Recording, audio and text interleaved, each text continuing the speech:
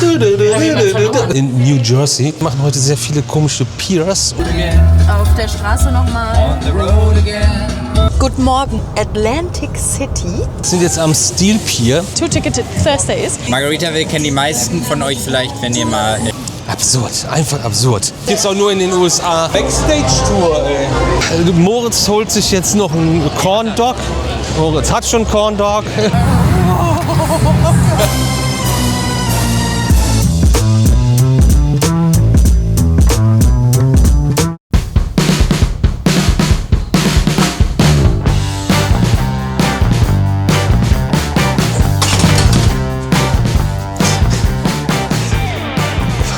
Das Durchgangszimmer auf. Würden wir bitte endlich auschecken? Ja. Es ist soweit. Einfach ohne alles. Ich hab nichts. Nee. Ich besitze. Mahlzeit, herzlich willkommen beim Radio Video Magazin und einem neuen Tourvlog unsererseits. Wir sind im Aufzug in den USA. Oh mein Gott, was jetzt passiert? Ob wir das überleben?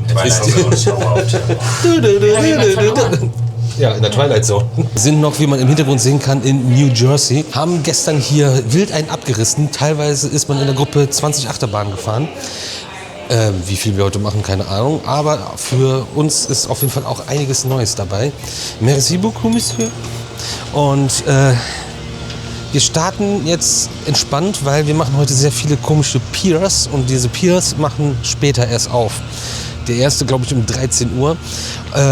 Aber wir frühstücken nicht in diesem Hotel. Das habt ihr gestern gesehen, das Frühstück, und warum wir da vielleicht Abstand von nehmen. Es riecht hier schon wieder nach geräuchertem Schwein, denn hier ist das Local Smoke Barbecue. Es ist ein bisschen intensiv.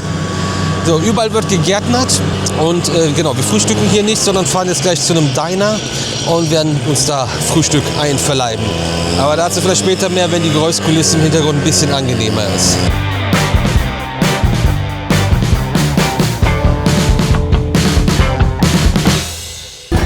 Auf der Straße nochmal.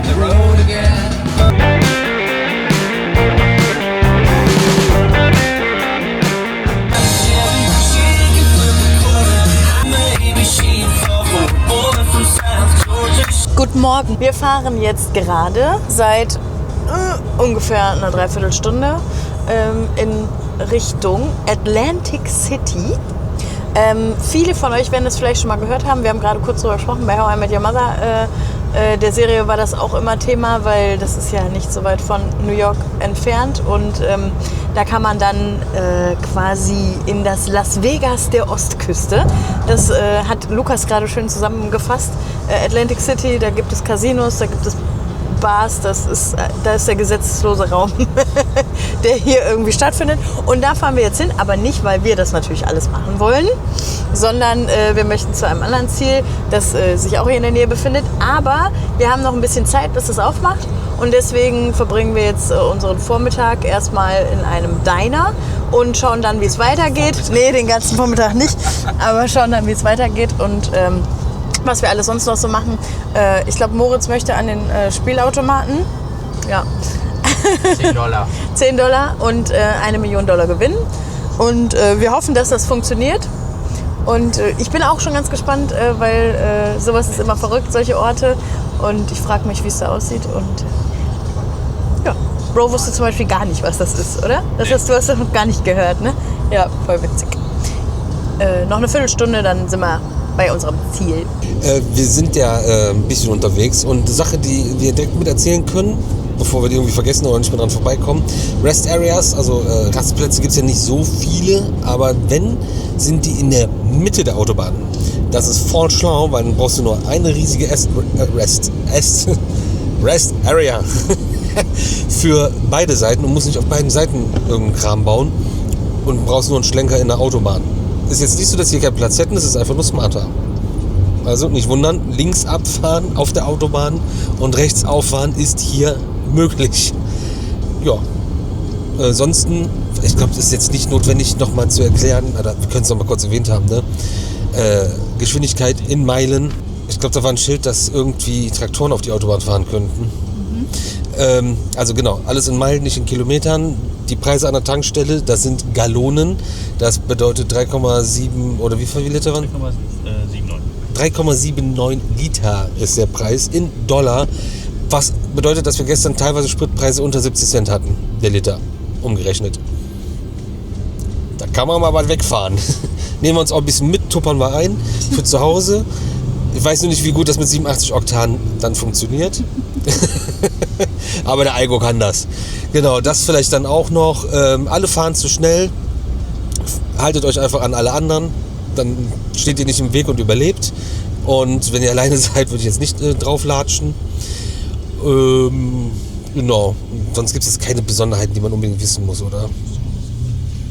Oh, schöne Tankstelle. Da hat schon länger keiner mehr getankt.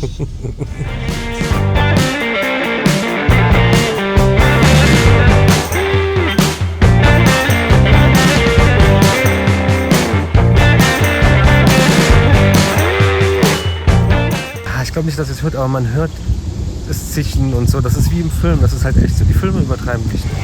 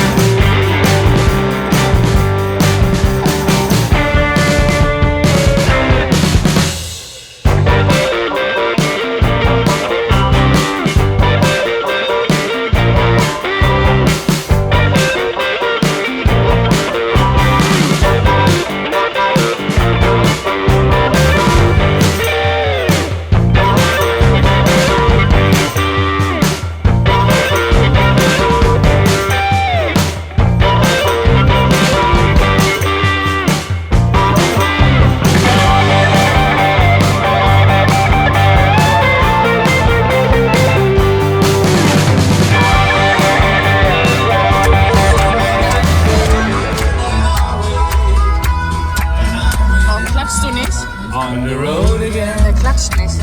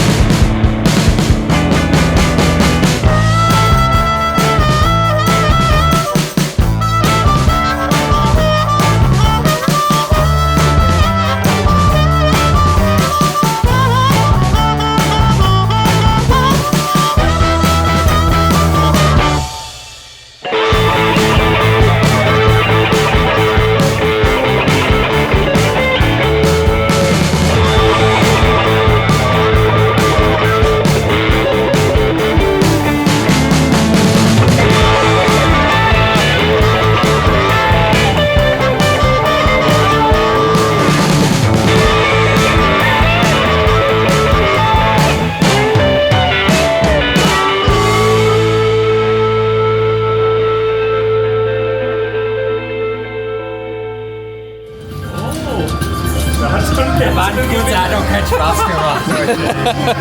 Das geht schon ausgezahlt. Ja, den gehe ich nicht mehr. Und du? 10 Euro, 15 oder 15 für 2 gemacht. Ich schau. Was ist denn los mit euch? Zwei? Na gut, verfünffach. Hast du das jetzt? Hört jetzt auf? Was gemacht? 60 Cent.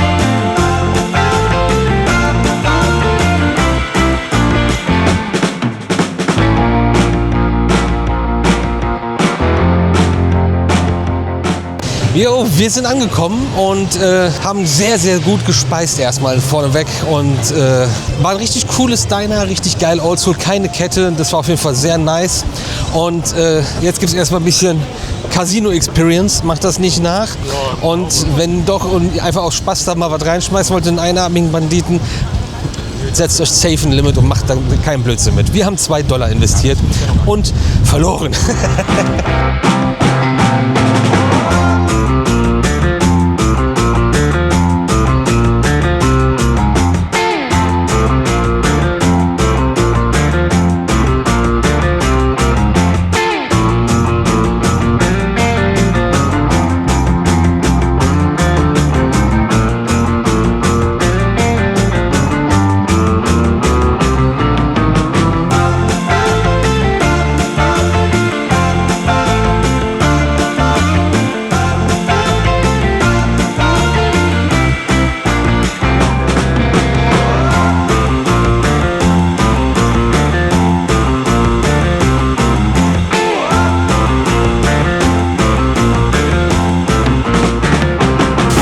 Wir sind jetzt den ganzen Boardwalk lang gelaufen und sind jetzt am Steel Pier.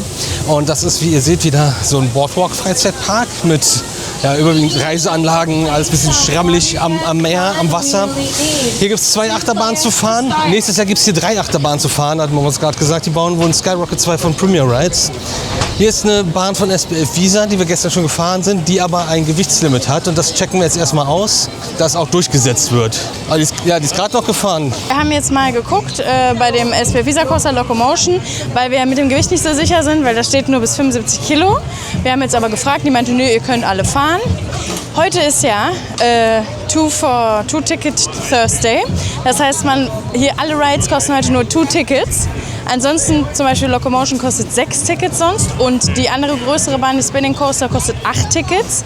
Jetzt habe ich aber gesehen, dass ein Ticket ist ja sonst überall immer $1 gewesen. Hier ist nämlich ein Ticket $2. Cashpreis. Beziehungsweise, genau, Cashpreis $2. Wenn du nicht Cash zahlst, kostet es $2,08. Ja, das heißt, dieses Locomotion-Ding, diese Pipi-Bahn da, kostet über $12. Also das finde ich schon sehr stabil. Aber da haben wir richtig Glück, dass heute von 13 bis 17 Uhr Two-Ticket Thursday ist. Und deswegen bezahlen wir halt nur $4,16. Außer Lukas bezahlt bar, dann zahlen wir nur $4 pro Person, pro Locomotion-Fahrt. Nach dem Casino-Besuch ist noch Bargeld da, also zumindest bei uns. Aber auch die anderen haben, also ich glaube Moritz haben nur $10 gesetzt. Lukas hat sogar nur $3 reingeschmissen und Bro und ich haben nur $2 reingeschmissen. Insgesamt. Wir haben nichts gewonnen. Lukas auch nicht und Moritz haben 50 Cent Gewinn gemacht oder so, glaube ich. Insgesamt 50 Cent, ja. Aber es war trotzdem irgendwie lustig und wichtig ist halt, dass man sich vorher eine Grenze setzt, die auch nicht jetzt $150 sein sollte vielleicht. Aber wenn man das machen möchte, kann man natürlich auch das tun. So, ich bin jetzt schon ganz gespannt, was hier abgeht. Und ansonsten ist jetzt hier erstmal ziemlich nichts sagen vom Pier.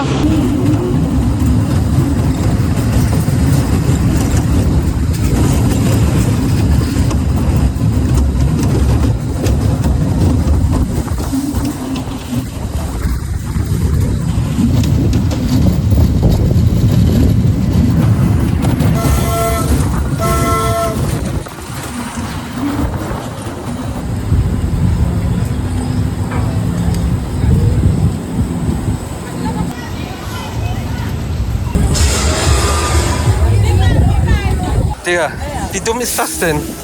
Oh.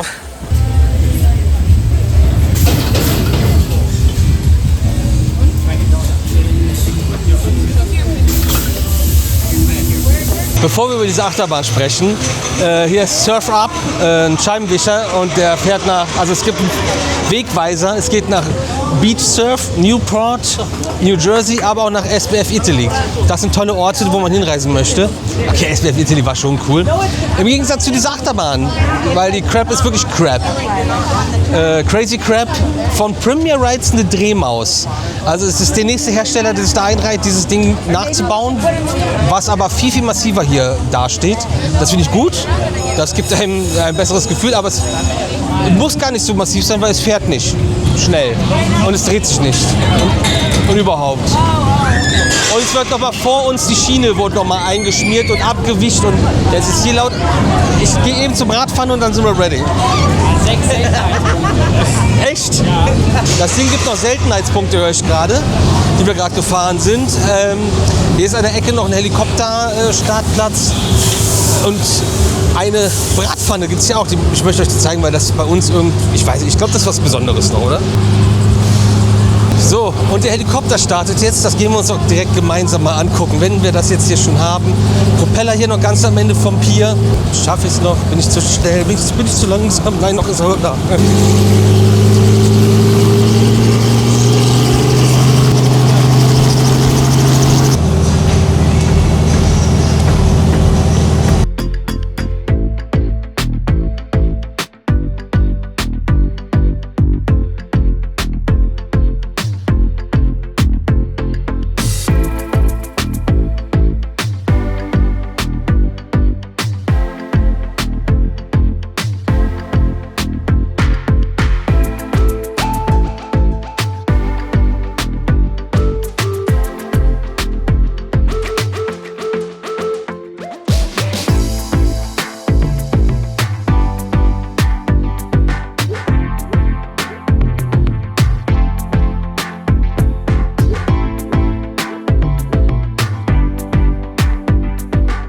So, wir sind jetzt in der Tiki Bar gelandet.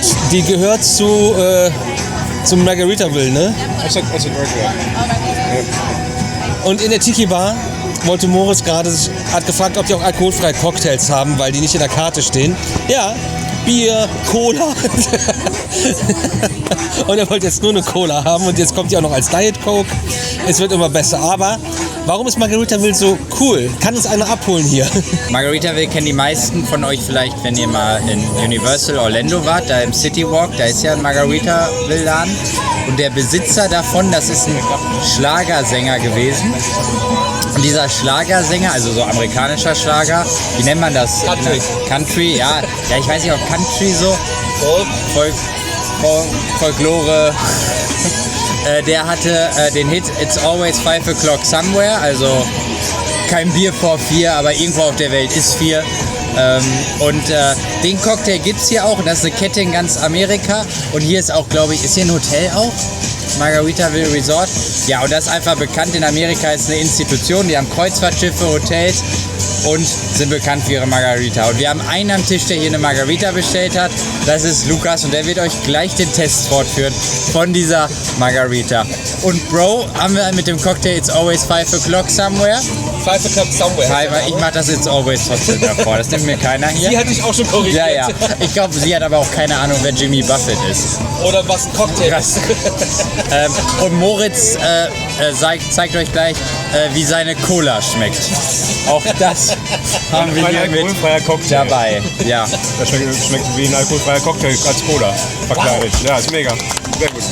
Cocktail? Ja, ein Cocktail. Aber was Sie hier natürlich schön, wir haben eine schöne Aussicht. Hier ist People Watching, Meer und Achterbahn. Wie bei Bro und Uschi zu Hause eigentlich. So Leute, also ehrenlos sind die Gläser, weil es Plastikbecher sind und es werden hier schöne Gläser auf Bildern verkauft. Die Anrichteweise ist okay, aber es geht auf jeden Fall was. Und es schmeckt wirklich sehr, sehr lecker, der 5 O'Clock. Den haben wir hier. Du hast einen anderen noch. Aber ich reich dir mal die Brille. Leider nach links die Kamera, damit man den Strand sieht, bitte. Bitte. So. Ja, ich habe den wunderschönen Signature Cocktail. Das ist die Margarita, natürlich bei Margaritaville. Man schmeckt sehr viel Tequila, wirklich. Aber die schmeckt nicht, ne? Also auf Jimmy Buffett, ne? In den guten, in den schlechten Zeiten. Der Salz-Zuckerrand wurde mir verwehrt, aber das ist nicht schlimm, ich brauche den nicht. Schmeckt trotzdem, ne? Prost, auf Jimmy Buffett.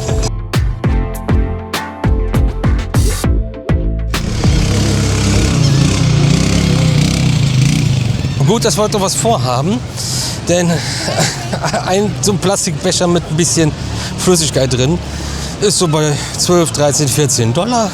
Absurd, einfach absurd. So, wir müssen weiter. Jetzt Jetzt geht's los, jetzt haben wir eine Mission. Ich finde es auch sehr sparsam, wie die das machen. Aber bevor wir uns ins Auto schmeißen und weiter Achterbahn fahren heute und noch ein bisschen on the run hier sind in den USA, geht es natürlich noch in den Margaritaville Atlantic City Shop. So, ja, Merch-Shop war jetzt nicht so ergiebig. Es gibt übrigens in den USA fast zu allem irgendwie einen Merch-Shop. Jetzt nicht nur zu der Bar, sondern auch heute Morgen in einem Diner, die hatten eigenes Merchandise.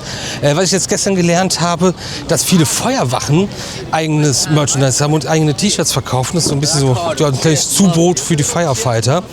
Und da fährst du einfach in die Feuerwache und kaufst dir mal so ein T-Shirt. Was ich sehr geil fand, war auch von der Crazy Crab von der Achterbahn. Die kleine Krabbe gab es hier als Plüschkrabbe. Die war cool, die war richtig, richtig cool. Und ja, das ist also ganz normal in den USA, dass du von jedem Quatsch irgendwie dir direkt noch ein Shirt oder ähnliches holen kannst. Auch schon cool, ne? So, wenn du so unterwegs bist und sowas sammelst, dann ist das vielleicht für dich, der das gerade hier sieht, interessant. Ach ja, die haben hier so Ritschka-Fahrten, aber die schieben die Dinger. Die fahren. Rikscha. Es ist auf jeden Fall sieht das aus wie eine geklaute Geisterbahn-Chase. Aber die können hier halt alle kein Fahrrad fahren, also müssen das schieben oder so. Ich weiß nicht, warum das so. Also das ist ja absoluter Quatsch.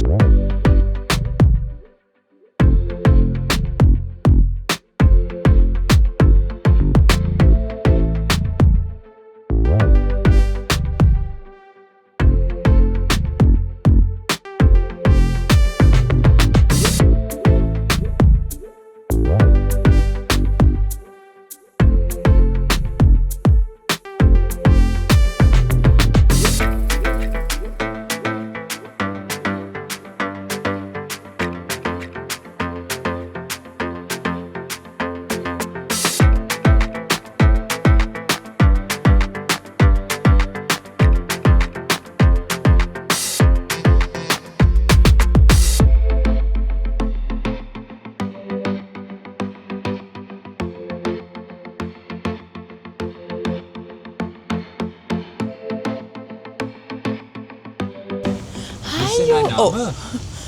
Hallo. Oh. So, wir haben jetzt hier irgendwo geparkt. Ich glaube, Ocean City heißt der Ort hier. Wir sind eine Dreiviertelstunde jetzt gefahren von Atlantic City. Jetzt haben wir irgendwo geparkt, wo es kostenlos ist. Es gab auch Public Parking Spots mit $20. Da haben wir jetzt von abgesehen und haben dann hier in den Seitenstraßen ein bisschen geguckt. Dann gibt es welche mit Parkuhr. Und wir sind jetzt aber davon gekommen und haben 0 € zahlen müssen. Und jetzt gehen wir gerade zu irgendeinem Pier, glaube ich. Und ich weiß tatsächlich, Bro weiß es auch nicht, wo wir jetzt genau hingehen, wie das da heißt, was es da alles gibt. Deswegen lassen wir uns jetzt mal absolut überraschen. Da soll für irgend so ein großes S&S-Ding stehen, habe ich mir sagen lassen. Wir gucken jetzt einfach mal und trinken Yoda-Cola so lange.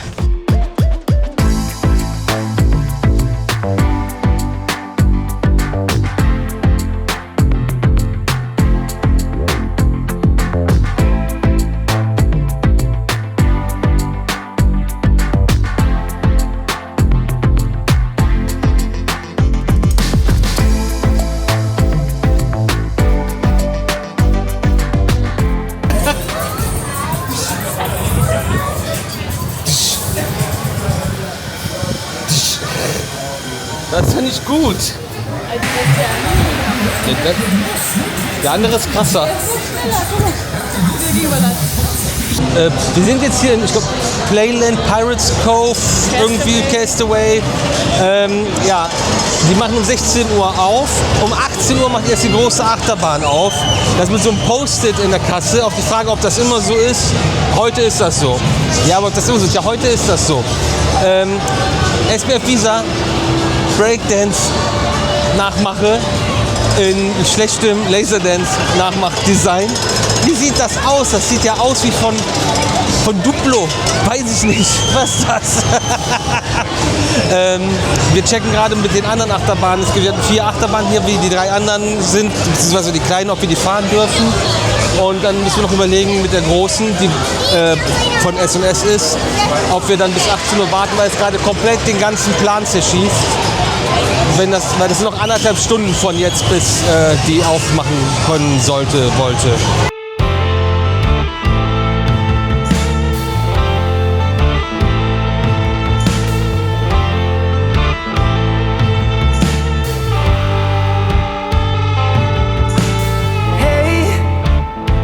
It's not the same. If I close my eyes, maybe Wir fahren jetzt erstmal die Achterbahn, die hier zu fahren sind, und das ist unter anderem Whirlwind, der SBF Visa Compact Spinning Coaster, der ein sehr schönes Farbschema hat, also die Züge sehen sehr schön aus. Für mich könnte die Schiene noch ein bisschen peachiger sein, aber auch so sehr geile Farbkombo, gefällt mir sehr, sehr gut.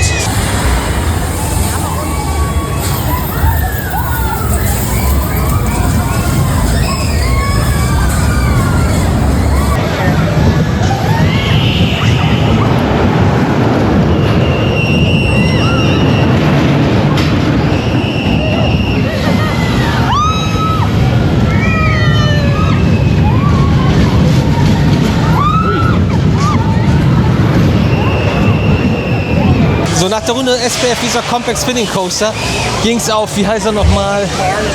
Wild Waves. Ich glaub, INF, Mylar and Sun, irgendwie sowas. Achterbahn haben wir auch schon mal in Florida euch gezeigt, in dem Fun Spot.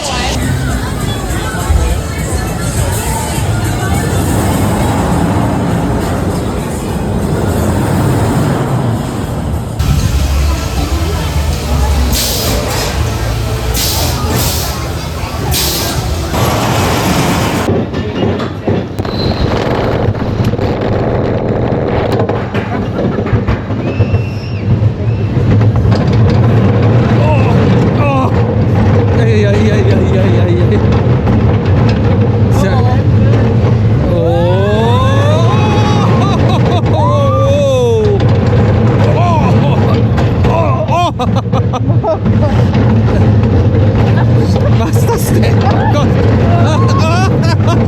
Oh! Oh! Oh!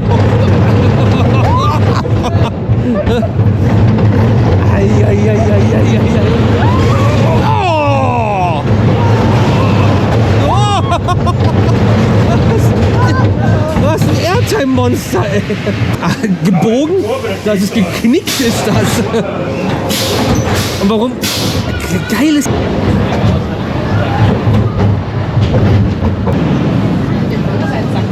Sein Kammerl. Merci.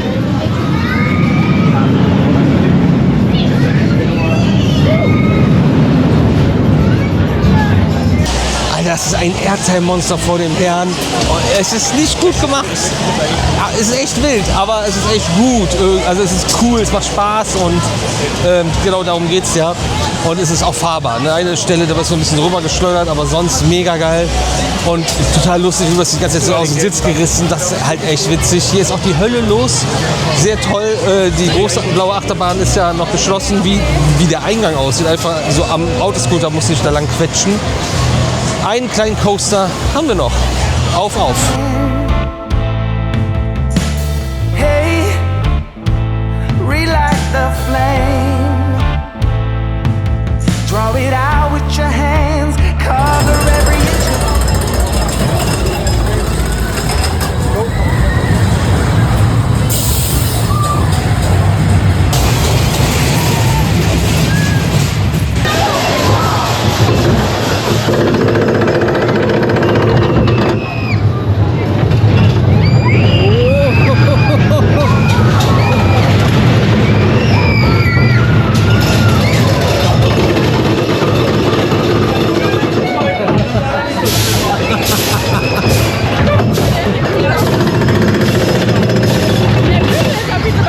Eigentlich musst du dir die Kamera geben, dass ich filme.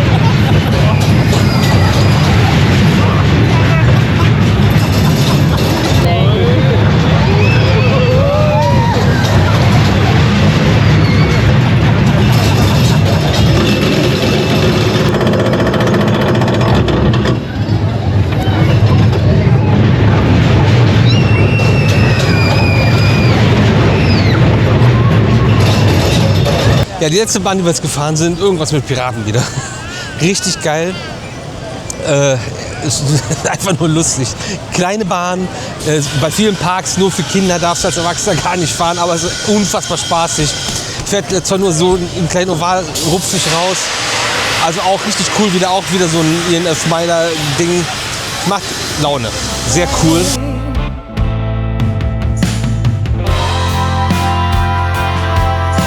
I've crossed to the other side.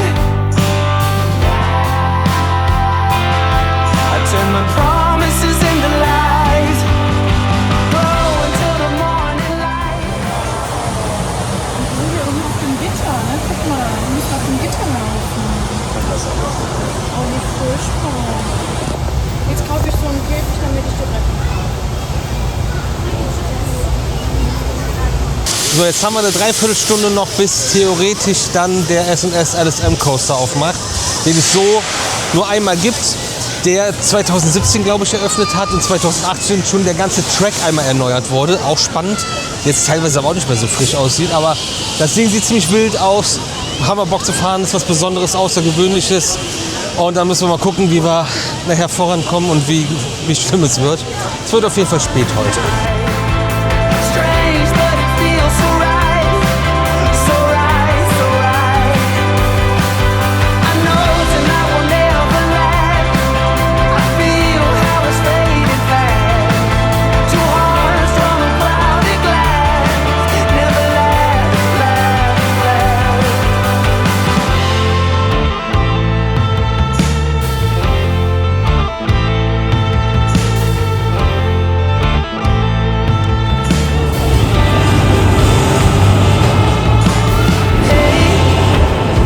I don't know your name. Right now you're someone filling an empty space. Viel Spaß. Ja, euch auch.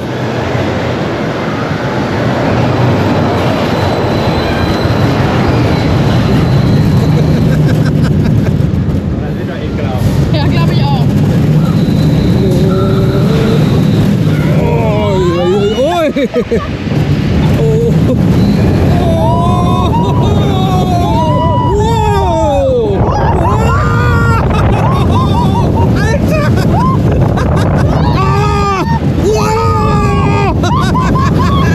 Was ist das denn?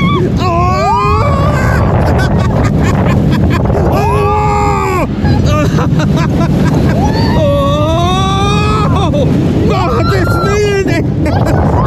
Hat aber auch, ey.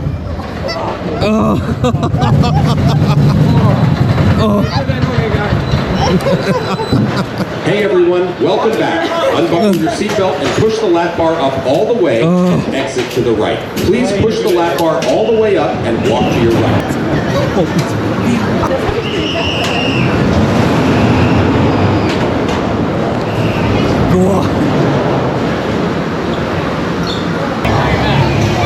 Wusstet ihr, dass die 2 Runden waren? Ich wusste das, weil ich eben gesehen habe. Also ich würde sagen, Warten hat sich gelohnt. Ja, Ja, war auf jeden schon. Fall. Boah, also es war schon intensiv.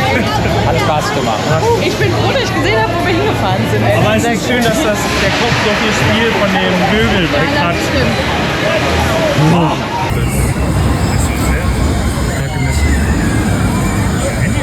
Nee, pur.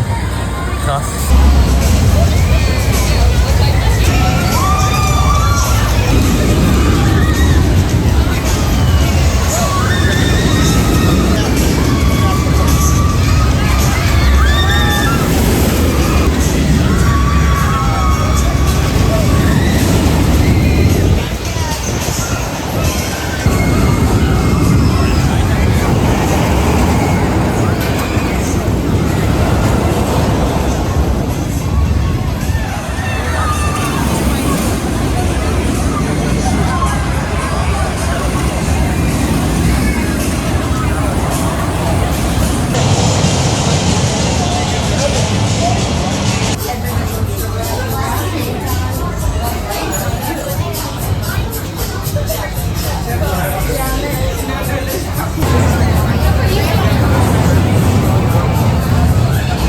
Da würde ich mal sagen, das Warten hat sich gelohnt, alle sind hyped. Die Bahn ist immer noch voll geil. Was für ein Ritt war das denn bitte? Eieiei. Also sehr anspruchsvoll auf jeden Fall und Oberschenkel tun jetzt weh, weil du die ganze Zeit aus dem Sitz gerissen wirst, weil das Ding sich auch denkt, ich drehe auf der Stelle voll sinnlos an den höchsten Stellen, reiß ich alles rum. Krasse Bahn, ey. Wir hatten auf jeden Fall Glück. Wir haben gesagt, so komm, 20 vor 6 stellen wir uns dann schon mal vor den Eingang. Da standen dann schon ein paar Leute. Zum Glück nur so viele, wie für einen Zug gebraucht werden. Und die waren dann vor uns, also hatten wir die zweite Fahrt des Tages. Und bevor es losging, war die ganze Queue schon gefüllt. Und die haben halt nur ein Fahrzeug auf dem Track. Es gibt keinen Switch-Track oder sonstiges. Ja, das heißt auf jeden Fall, dass die anderen da ziemlich lang warten. Unten hat sich auch eine Schar an Menschen versammelt, die sich das angucken wollen. Und die Bahn zieht auf jeden Fall die Blicke auf sich. Ich finde das immer geil, wenn Sachen so verknotet sind. Da ist ja diese blaue Bahn, dann ist da die verzinkte Bahn drin. Das ist alles miteinander verbunden. Noch ein Aufzug mittendrin, alles eng gebaut hier an dem Boardwalk. Das hat uns sehr gut gefallen, auch von der Atmosphäre und so war das hier echt nice. Und wir fahren jetzt weiter und zwar zu Morris Piers. Das sind 3 Piers. Da konnten wir auch nicht mit anfangen, obwohl das der größte Stopp heute ist, weil da der erste um 13 Uhr zwar aufgemacht hat, aber der zweite um 17 Uhr. Und deswegen sind wir jetzt hier so umgefahren, weil die hier um 16 Uhr schon aufgemacht haben. Ja, und wir haben jetzt aber auch schon 20 nach 6. Ja gut, wird spät. Und fahren tun wir heute auch noch. Aber seht ihr gleich noch.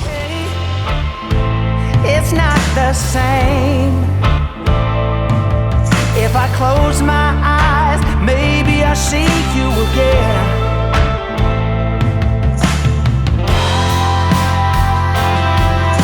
I've crossed to the other side. I turn my promises into lies. Glow until the morning light. Falling in your arms tonight. Strange, but it feels so right. So right, so right. I know.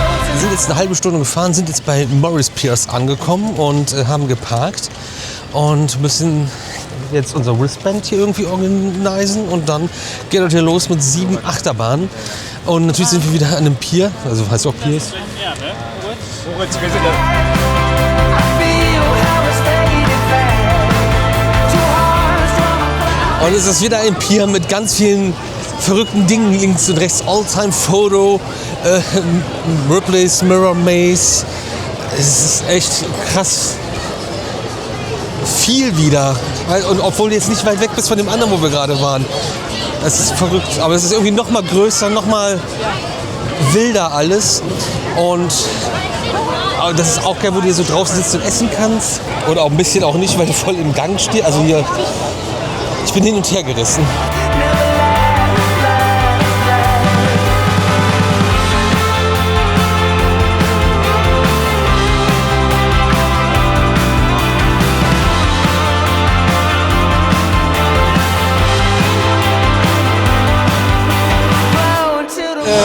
So, Wristband ist am Start und jetzt geht's los und wir starten mit dem Runaway Train, Sierra Rides Force Coaster, voll der schöne Zug mit also einem Crazy Taxi quasi. Layout kommt ein bisschen so vor wie das, was wir damals in Ungarn gefahren sind, gespiegelt, ich bin mir aber nicht sicher. Ja, erste Bahn, die wir machen, ihr habt ansonsten auch die üblichen Boardwalk-Rides, die man so kennt, vom Tilt-A-Whirl über einen Rocking Tug, der jetzt hier steht. Aber es sind mehrere, es sind 3 Piers hier, die hier irgendwie zusammengehören und Morris Piers sind. Ja, Karussell, Kinderkarussells, wieder mal irgendwelche Überkopfschaukeln. Aber über die anderen Achterbahnen und wie die Fahrt war, reden wir gleich. Es wird jetzt schon wieder line gejumpt, geht schon wieder los.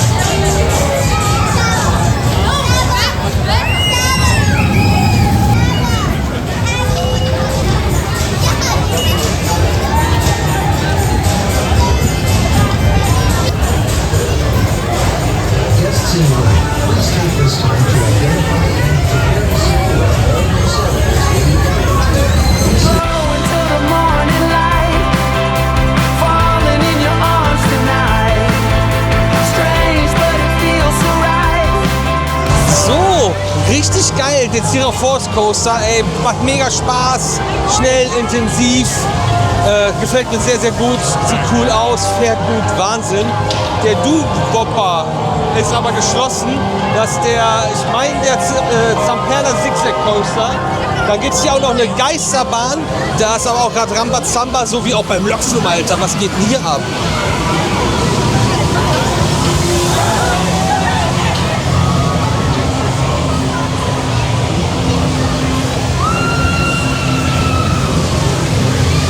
Aber wir haben natürlich noch ein Qualitätsprodukt hier.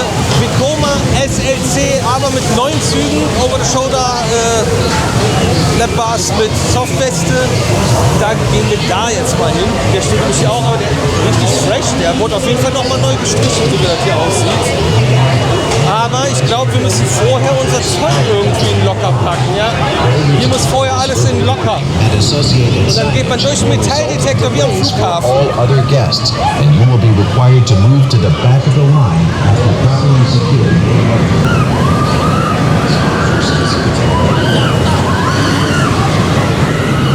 To the Great Nor'easter Station. You will be required to move to the back of the line.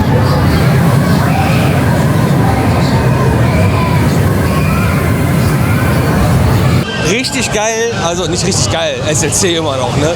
Aber total fahrbar und mit den Softwestenbügeln geht das total klar. Das Ding brattert da durch. Wir saßen jetzt in 3-2, Moritz in der 1 auch. Aber das Besondere, warum ich die Bahn so geil finde, ist halt, weil sie besonders ist. Und es ist ein 1995er SLC. Dieses komplette Standardding, wie ihr es aus dem Moviepark, Heidepark oder sonst wo kennt. Aber es wurde so ein bisschen was modifiziert und die Station wurde anders platziert, damit der Coaster hier hinpasst und auch funktioniert. Und man fährt dann halt in einem kleinen Drop rechts raus, dann fährt man ein sehr langes Stück geradeaus und dann kommt der Lift. Und da, wo dann eigentlich nach der Schlussbremse die Ecke ist, da ist die Station. Wisst ihr, das ist ganz schwer zu beschreiben. Müssen wir mal alle Achterbahn von Maurice Pierce Video in Ruhe machen. Jetzt hier gerade in der Situation ist das schwer zu zeigen und zu erklären. Und wie das genau läuft. Hier geht auch richtig was ab.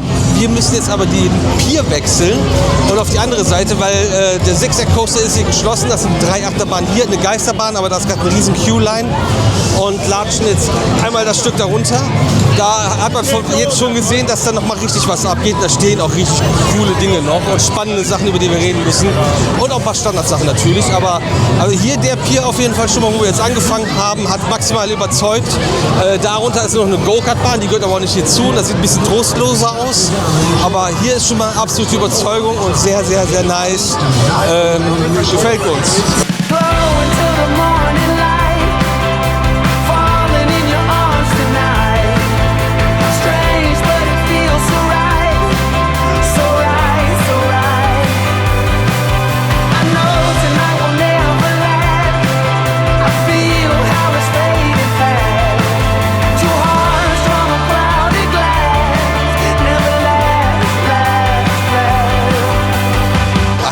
Das gibt es auch nur in den USA, dass du hier Paintball spielen kannst mit lebenden Zielen. Wahnsinn. So, wir haben den zweiten Pier erreicht. Aber das muss ich euch jetzt auf jeden Fall noch mitteilen, bevor ich das gleich vergesse.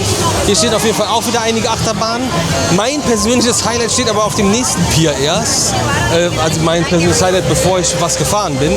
Wir haben unter anderem jetzt hier Vekomas überhaupt dritten Boomerang, den sie gebaut haben.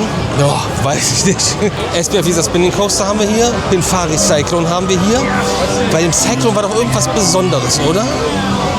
Habe ich das falsch in Erinnerung? Ich weiß es schon nicht mehr.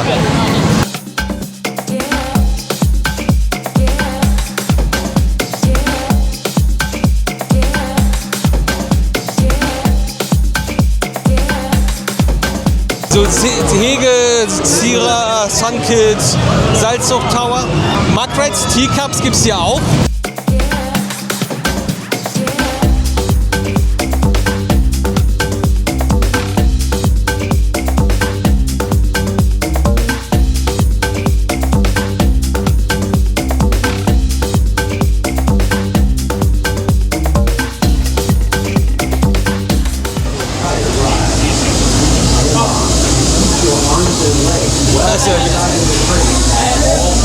Und das wird sogar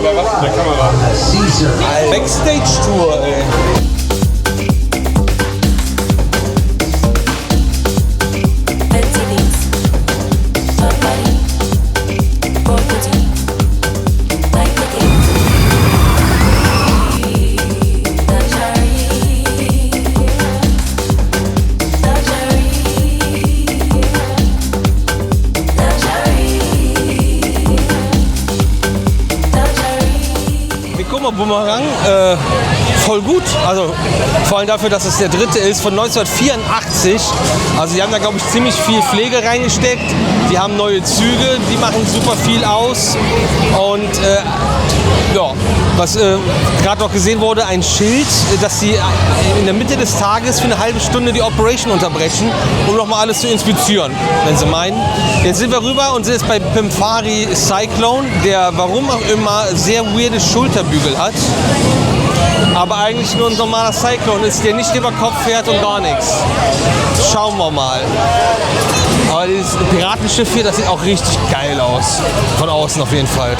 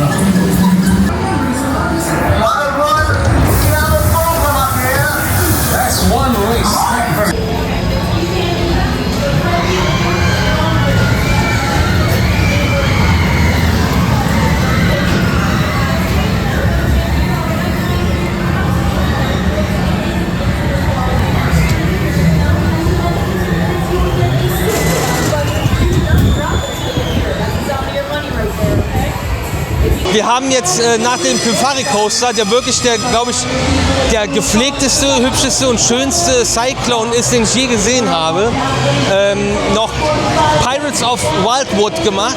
Und Wildwood ist der Ort, in dem wir hier sind, und das Ganze ist eine 3D-Journey und ja, ein Boot-Stark Ride, ein 3D-Boot-Stark Ride, wo du eine 3D-Brille aufbekommst und dann durch so eine Schwarzlichtlandschaft fährst, wo ein paar Bewegungen auch drin sind, ein paar Props, die sich bewegen. Voll süß gemacht. Also das sind echt coole 3D-Effekte gewesen, die haben echt gut funktioniert. Das könnt ihr auf dem Video natürlich nicht sehen, außer ihr habt so eine 3D-Brille zu Hause. Und geil ist auch, dass du dann auch durch Morris Piers fährst und da die Piraten sind und Dinge hier aus dem Pier, aus dem Park aufgegriffen wurden.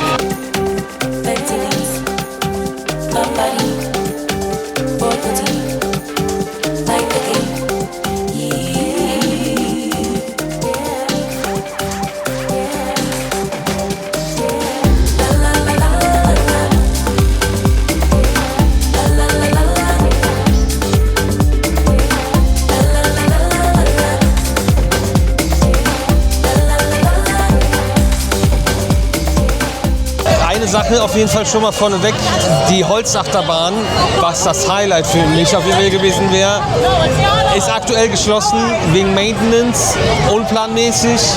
Ob sie nochmal aufmacht, weiß keiner. Und das plus, was jetzt gerade vor uns ist, führt gerade zu mentalen Krämpfen,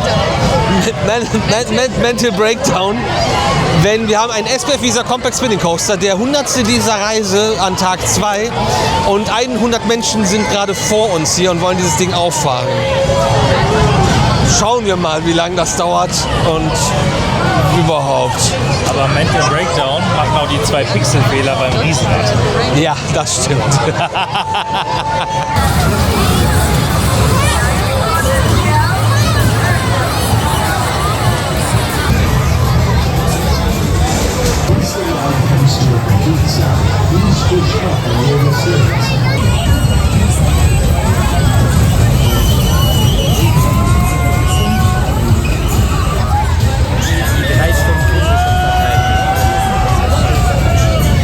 25 Minuten waren es nur. Es ist ja auch nicht viel, aber am Ende eines Tages, wo wir jetzt mit 11 Counts hier rausgehen, auf jeden Fall. 2 Lost Counts hier, die Holzachterbahn, super ärgerlich. Große Holzachterbahn auf einem Pier. Ich glaube, die fährt sogar unter dem Pier nochmal drunter her und so. Hat dieses Jahr niegelnagelneue nicht PTC, das ist ja Quatsch, da waren vorher PTC-Züge drauf. GCI-Züge bekommen, die Millennium Flyer, die ihr aus dem Toverland zum Beispiel kennt, bei Troy oder bei Wodan im Europapark. Ist auch hier mit dem Billboard beworben, wo man auch das Ding schon drauf sieht. Also nicht hier neuer Millennium Flyer Zug, das versteht ja kein Normalsterblicher. Und Moritz holt sich jetzt noch einen Corn Dog. Moritz hat schon Corn Dog. Und wir machen jetzt noch die Geisterbahn. Die fehlt jetzt noch, die ist auf dem anderen Pier. Die haben wir aber erstmal geskippt, um erstmal Achterbahn zu fahren. Und machen so zurück, weil die gucken wir uns dann jetzt auch noch an, wenn wir schon mal hier sind und so ein Wristband haben.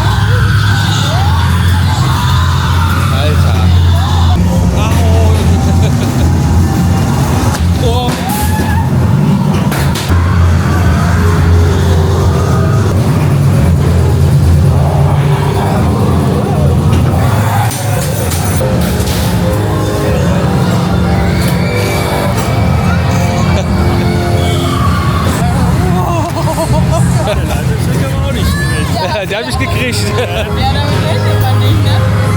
Wir sind jetzt gerade Dante's Dungeon gefahren, die Geisterbahn hier. Und oh Gott, der war wirklich gut. Auch drumherum thematisiert, also nicht alles schwarz, sondern irgendwie gestaltet. Und richtig gute Animatronics teilweise. Oh nee, ich kann das ja auch nicht, wenn die so irgendwo rauskommen, ne? Ganz schlimm.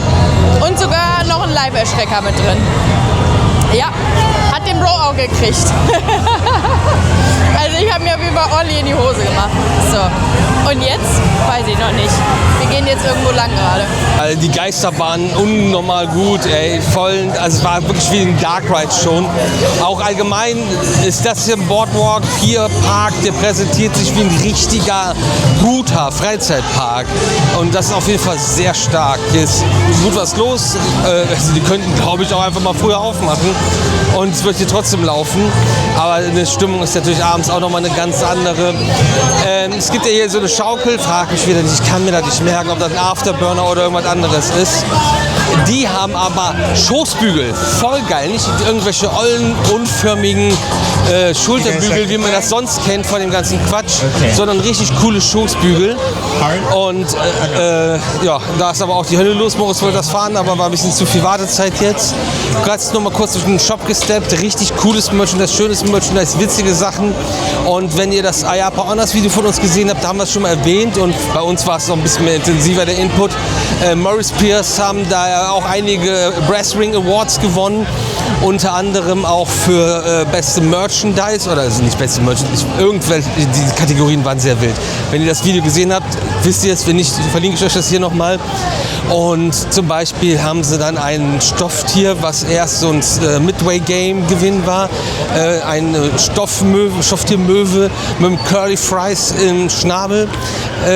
Das haben die umgewandelt in Merchandise und die gibt es halt jetzt überall und die Möwen sind quasi auch so ein bisschen das Maskottchen hier, weil hier die Möwen den Leuten die famous Curly Fries klauen, die hier gegessen werden und ja, das Ding ist, was man hier isst, wenn man hier ist, aber auch ein Curly Fries Hundespielzeug, also der Shop war voll mit Award-winning Merchandise. Jetzt zieht ein Pickup einfach diesen Dotto-Train-Zug-Kram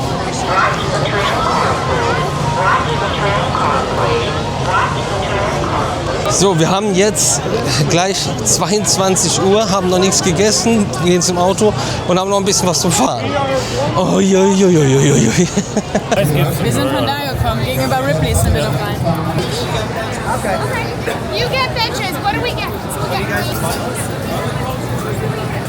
So, eine Pizza hier gibt es jetzt auch nicht mehr. Die haben nämlich drin schon zu, verkaufen nur nach draußen Pizza. Mit einem kleinen Nachteil, dass die aber auch nur Bargeld nehmen. Und das haben wir jetzt nicht mehr. Das haben wir auch alles umgesetzt. Das war nämlich es roch auf jeden Fall gut und die Pizza sah gut aus. Wir laufen gerade noch was weiter hier lang, glaube ich. Ich habe nämlich keine Ahnung. Das Auto ist da.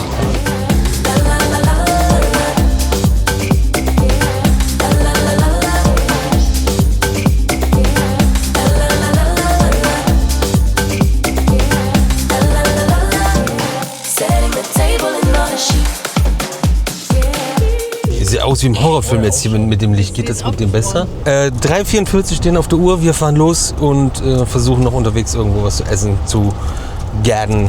Let's go.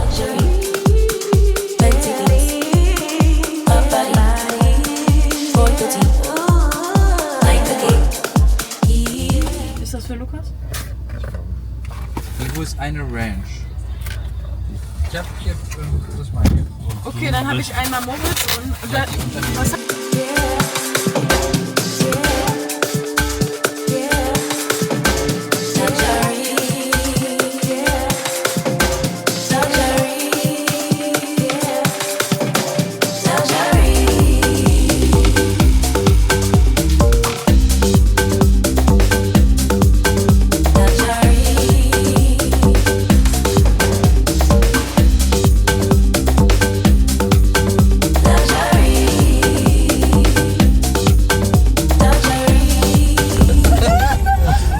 Da möchte man eine Kopfmassage. Alter, hier kommt was weiter. Jetzt ist wirklich eng. Tut weh? das sind die Hunde. Ich kann auch hoch. Ja, mach mal ein kleines Stückchen hoch, wäre noch nett. Nee, nicht runter, hör mal auf jetzt, ey. Lukas, mach das doch auch mal bitte. Ja, schon kurz wieder da vorne Implantat zurückkommen. Oh, die Freshness ist aber sexuell. Oh, geil gemacht. Wow, das ist doch eine Maschine. Da kann man auch rein? Alter, wie sieht das denn hier aus? Was ist das denn für ein Lost Place?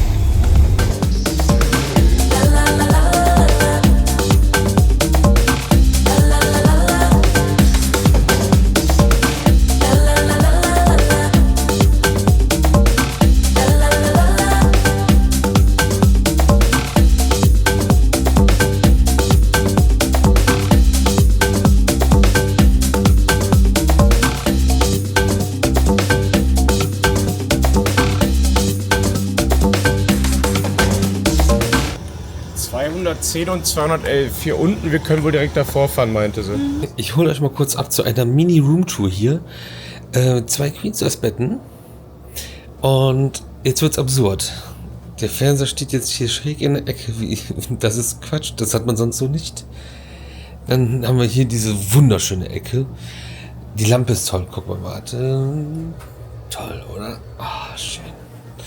Dann ist hier kaum Platz, um durchzukommen.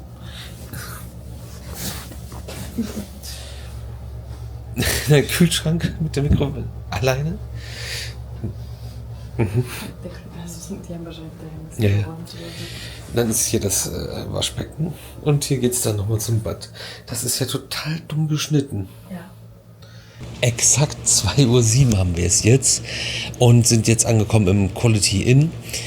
Es hat so ein leichtes Aroma von Katzenpisse hier. Irgendwie riecht's hier. Ja, das ist die Uhrzeit, wo wir jetzt hier sind. Dass wir jetzt nicht mehr in irgendeine Bar gehen, dürfte wohl klar sein, was sich ja auch oft gewünscht wird jetzt in den Kommentaren, was ich schon gelesen habe. Aber wir sind auch erst an Tag 2. Ob es besser wird, ich weiß es nicht. Aber damit sind wir jetzt durch und haben einen Tag gehabt, der sehr entspannt angefangen hat, weil nichts ging, eher gesagt so. Und dann sehr gut lief. Wir gut Glück hatten, dann mussten wir ein bisschen warten mit der einen Bahn. Das war aber nicht so eine lange Wartezeit, wo sie noch nicht auf hatte. Da haben wir auch das okay rumgekriegt.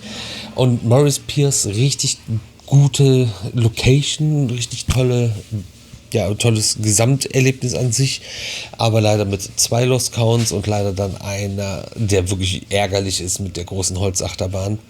Und dann gab es bei Papa John's eben nur eine Pizza ins Auto on the way, weil wir halt ja echt diese lange Strecke zu fahren hatten. Das ist auch gleichzeitig noch Frühstück. Hier gibt es auch wieder Frühstück. Da muss man jetzt irgendwie mit so einem Voucher dann hin. Nehmen wir jetzt nicht wahr. Also ich auf jeden Fall nicht, Uschi auch nicht, weil wir haben noch Pizza ohne Ende übrig und das gibt es dann zum Frühstück, was ihr morgen sehen werdet. Und getankt haben wir auch einmal. Wie gesagt, in einem der letzten Videos jetzt hier auf diesem Trip haben wir es auch einmal erklärt, dass Tanken mit Gallonen ist. Man zahlt direkt an der Säule und es wird ein bestimmter Betrag geblockt. Dann tankt ihr und wenn ihr diesen nicht überschritten habt, beziehungsweise, dann geht es nicht weiter, kann es nicht überschreiten, aber wenn jetzt $100 geblockt werden, aber ihr tankt für $80, werden euch dann später $20 wieder gut geschrieben, die wieder freigegeben und nur die 80 abgezogen. Wir hatten das ab und zu, dass die Karte nicht funktioniert hat, dass es nicht akzeptiert hat, nicht machen wollte und wir rein mussten zum Bezahlen und dann wollen die immer wissen, wie viel man tanken will, was bei einem Mietwagen, vor allem beim ersten Mal tanken, ein bisschen schwierig ist.